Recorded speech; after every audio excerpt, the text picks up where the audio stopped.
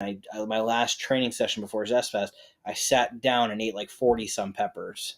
I think it was like Wow. 45 or something like that, somewhere around there. And I was just powering down pods.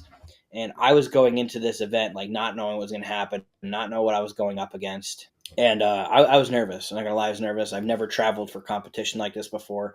My wife went along with me. We flew down to Texas. Flying down there was a disaster.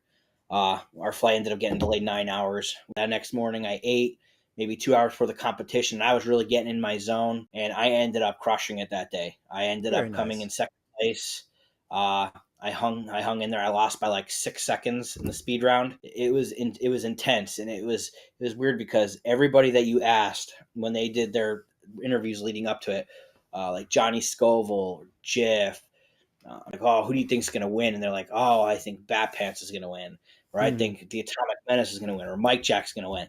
And here I am sitting down at the bottom. I'm like, all right, I see how it is. That's fine. I like being the underdog. And then there I go coming out of nowhere. The last thing I remember hearing during the competition is Johnny Scoville just standing behind me going, "You're almost there. Finish it. Finish it. You're going Nice. to beat him." And I was very emotional. Like I couldn't. I was upset because I lost, obviously, but it was still a win in sense because I've never done this before.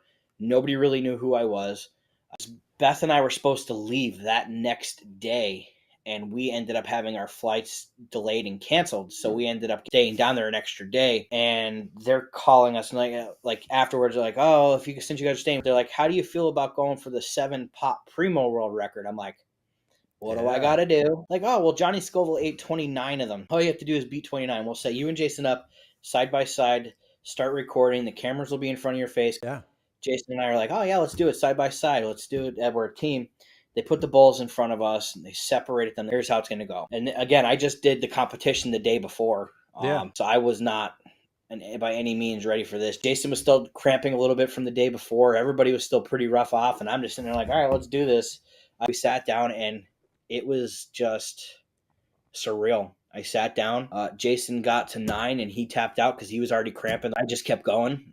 Before I knew it, I was at 30 and I'm like, I don't have to keep going. And they're like, oh, you're going to keep going. Shaheena's like, oh, you got this. You're going to do all of them.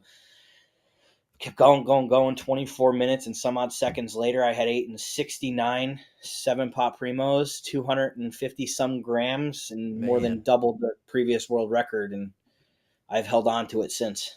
Um, have you done anything since with the 7 pot primo? Since I mean, now Um, that that's a pretty substantial lead. So I mean, have you leaned on that at all? I it's definitely one of my top achievements in this whole thing.